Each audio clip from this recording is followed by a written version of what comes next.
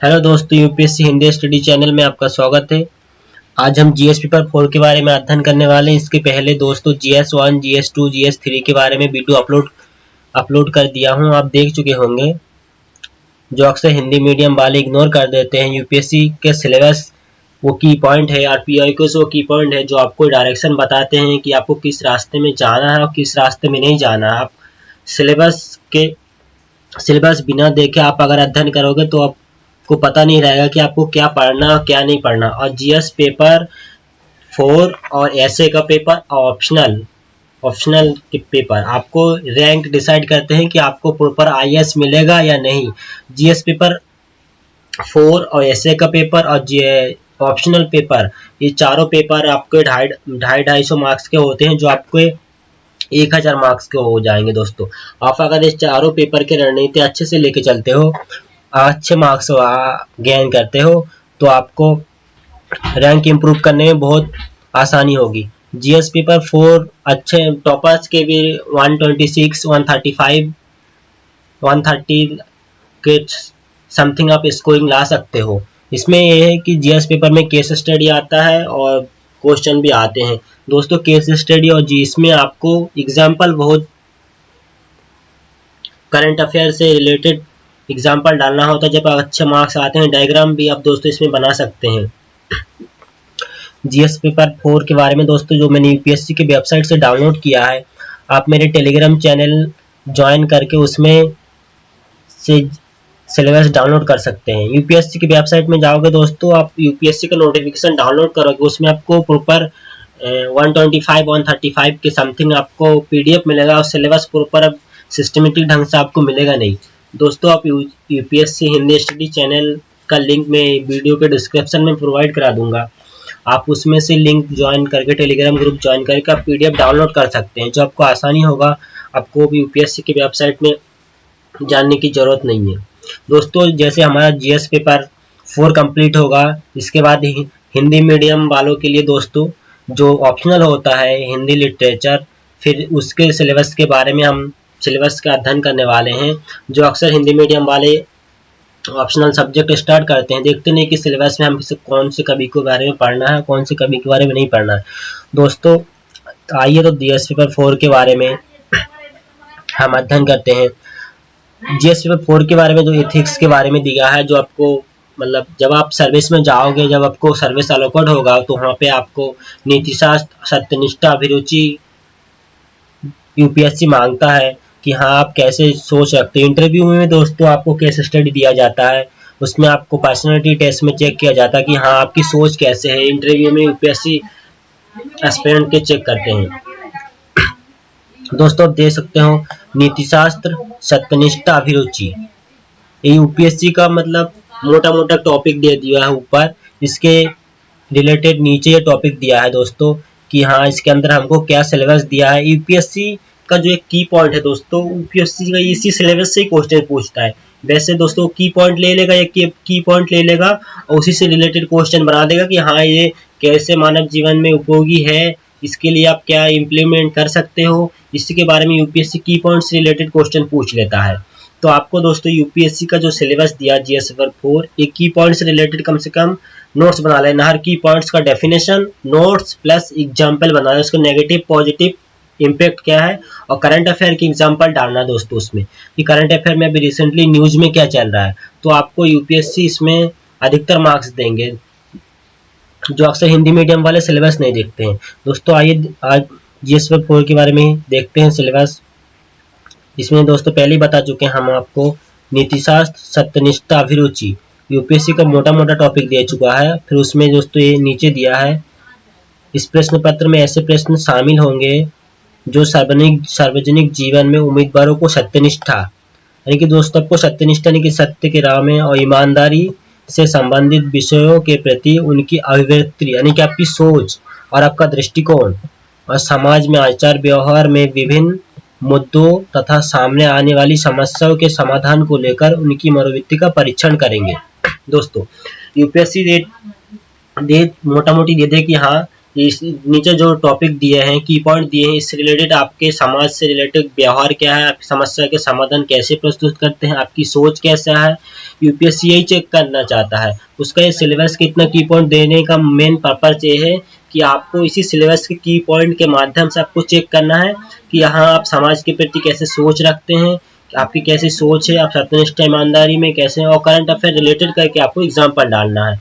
और आगे दिया है दोस्तों, इन आयामों का निर्धारण करने के लिए प्रश्न पत्रों में मामले में अध्ययन यानी केस स्टडी का मामला भी चुना जा सकता है। दोस्तों आप अगर कहो तो केस स्टडी भी आपको सॉल्व करके दिखाया जाएगा कि यूपीएससी कैसे केस स्टडी पूछता है। आपको दोस्तों प्रॉपर केस स्टडी जैसे एग्जांपल के लिए दे देगा कि आप एक प्रॉपर जिले का डीएम है और उसमें आपको कंडीशन दे देगा, प्रॉब्लम दे देगा, तो आपको उसमें से प्रॉब्लम से कैसे निकालना है। ऐसे दोस्तों यूपीएससी आपको इंटरव्यू में भी देता है और दोस्तों जीएस पेपर 4 के बारे में भी पूछा जाता है। आप प्रीवियस ईयर क्वेश्चन पेपर देख सकते हो कि यूपीएससी कैसे पूछा है। अक्सर ऐसे ही दे देता है कि हाँ आप प्रॉपर ऐसे अधिकारी हैं, मतलब अध्यक्ष हैं, तो आपको उसमें से प्रॉब्लम दे देगा कुछ कि हाँ ये ऐसा है, तो आपको उसमें से कैसे निकालना है और कैसे सबको लेके चलना साथ में, बुद्ध का मार्ग लेके चलना है। नहीं कि दोस्तों कि हाँ अपने पैसे के बारे में इसके सबको मध्यम मार्ग बुद्ध का मार्ग लेके चलना है। तो यूपीएससी आपको उसमें अच्छे मार्क्स गेन करेंगे। और हम महान पर्सनैलिटी से महात्मा गांधी का कोटेशन, नेल्सन मंडेला ऐसे कोटेशन आप इसमें डाल सकते हो। जीएस में आप डालने के लिए सोचते हो, लेकिन ऐसे में और जीएस पेपर 4 में आप कोटेशन डाल सकते हो। यूपीएससी आपको अच्छे मार्क्स देंगे कोटेशन और एग्जाम्पल डालना जो करंट अफेयर में रिलेटेड चल रहा है। दोस्तों इसके फिर नीचे टॉपिक दिया है नीतिशास्त्र, मानवीय संबंध, मानवीय सह संबंध, मानवीय क्रियाकलापों में नीतिशास्त्र का सार तत्व, इसके निर्धारण एवं परिणाम, नीतिशास्त्र के आयाम, निजी और सार्वजनिक संबंधों में नीतिशास्त्र। दोस्तों आपके जो सार्वजनिक जीवन में है उसके आयाम उसी से संबंधित पूछेगा ये दोस्तों दिया। इसमें मानवीय मूल्य जैसे महान नेताओं, महान सुधारकों, प्रशासकों के जीवन और उनके उद्देश्य शिक्षा, महात्मा गांधी, नेल्सन मंडेला और वेस्टर्न कल्चर के दोस्तों कुछ महान लेखक हैं उनके भी है। दोस्तों इसके लिए आप लेक्सिकन का बुक परचेस कर सकते हो। लेक्सिकन का बुक बहुत ही अच्छा है, लेकिन दोस्तों इसके साथ आप करंट एग्जाम्पल आपको ऐड करना है। उद्देश्य शिक्षा, मूल्यों में विकसित करने वाले परिवार, समाज और शैक्षणिक संस्थानों की भूमिका। अगला टॉपिक है अभिव्यक्ति का सारांश, कंटेंट, संरचना, वृत्ति, विचार, आचरण के परिप्रेक्ष्य में इसका प्रभाव, संबंध, नैतिक एवं राजनीतिक अभिरुचि, सामाजिक प्रभाव और धारणा। सिविल सेवा के लिए अभिरुचि। दोस्तों आप जो प्रॉपर यूपीएससी की तैयारी कर रहे हैं, आप एक सिविल सेवा है, उसमें आपकी अभिरुचि, आपकी बुनियादी मूल्य, आपकी सत्यनिष्ठा, भेदभाव रहित और गैर तरफदारी, निष्पक्षता, सार्वजनिक जीवन के प्रति समर्पण भाव और कमजोर वर्ग के प्रति सहानुभूति और सहिष्णुता का संवेदना। दोस्तों जो SC/ST है ओबीसी उनके प्रति आपको कैसे निष्पक्षता रखते हैं, जो कमजोर वर्ग हैं उनके प्रति आपकी सोच कैसे है, आपकी संवेदनशीलता कैसे है। यूपीएससी इसी टॉपिक के माध्यम से किसी की पॉइंट के माध्यम से आपको चेक करेगा कि हाँ आप समाज के प्रति कैसे सोच रखते हैं और कमजोर वर्गों के प्रति आपको क्या नजरिया है। यूपीएससी यही चेक करना चाहता है, बाकी और यूपीएससी के सिलेबस देने का यही पर्पस है। अगला टॉपिक है भावनात्मक समझ, यानी कि आपकी भावनात्मक में क्या समझ है, उसकी अवधारणा और प्रशासन से संबंधित इनके उपयोग और इनका प्रयोग। आप कैसे प्रशासन में इनका उपयोग करेंगे। भावनात्मक समझ आपकी यही यूपीएससी चेक करेगा कि आपकी भावनात्मक सोच कैसे हैं, आप कैसे सिविल सेवा में इसका उपयोग करेंगे। फिर अगला टॉपिक है दोस्तों भारत एवं विश्व के नैतिक विचारकों और दार्शनिकों का योगदान। दोस्तों मैं बोला था ना वेस्टर्न कल्चर यानी पश्चिमी भारत और विश्व के नैतिक विचारकों, जैसे महात्मा गांधी हो गया, नेल्सन मंडेला हो गया, बान की मून हो गया, उनका योगदान क्या है नैतिक, उनका जो नैतिक विचार है, उनके जो नैतिक पॉइंट है, उनका दार्शनिकों का क्या योगदान भारत और विश्व में, भारत प्लस विश्व में सबको मिला के इनसे पूछा कि उसमें क्या योगदान है। फिर अगला टॉपिक है लोक प्रशासन में सिविल सेवा, मूल्य और नीतिशास्त्र, नीति, स्थिति और समस्याएं, सरकारी और निजी संस्थाओं में नैतिक चिंताएं, दुविधाएं और नैतिक मार्गदर्शन। आप कैसे आपके नीचे जो अफसर काम करेंगे, आप प्रॉपर एक जिले के मजिस्ट्रेट हैं दोस्तों, आपके नीचे जो प्रॉपर आपके सहपाठी यानी आपके सिविल सेवा के जो अधिकारी हैं आपके नीचे काम करेंगे, उनको आप कैसे मार्गदर्शन करेंगे, आप कैसे टीम लीडर आप बन के रहोगे, उसी के बारे में यूपीएससी ये सिलेबस दिया है।